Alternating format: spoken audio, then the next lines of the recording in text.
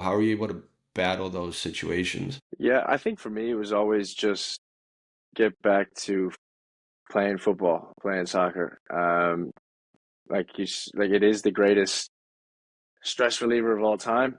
And I think in Chicago, when you get told no, that was probably the hardest one because I didn't really have a backup plan at that stage, and it was the first time that I'd been, really denied. And then that kind of built up my mental strength to be able to be told no a lot more as I was going to be in the future.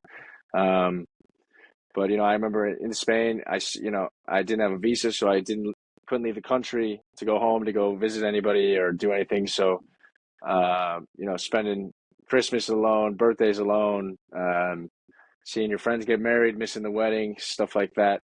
Um, it all takes a toll and it all adds up. But at the same time, you have to realize that this, or you don't have to realize, I guess, you have to decide for yourself if this is worth it. And I decided from day one that this is what I want to do. And if you're like, if you have conviction in that decision, it makes everything else easier to take when there's obviously self-doubt constantly when I went to Spain and I was like technically miles off it compared to some of the players in Spain. And uh, then again, you're speaking a new language. I'm fluent in Spanish now, but you get lumped in a house with four boys that don't speak a word of English. Um, that was tough.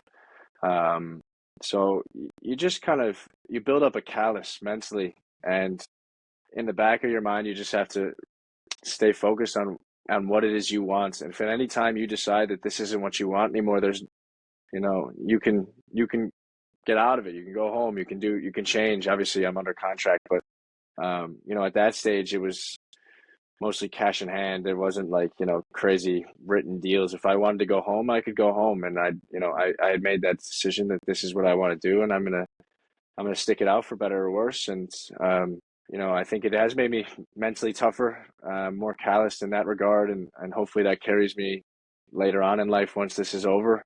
But I just think it's the most important thing any young player can have is the mental side of things because it will be tested more than anything else.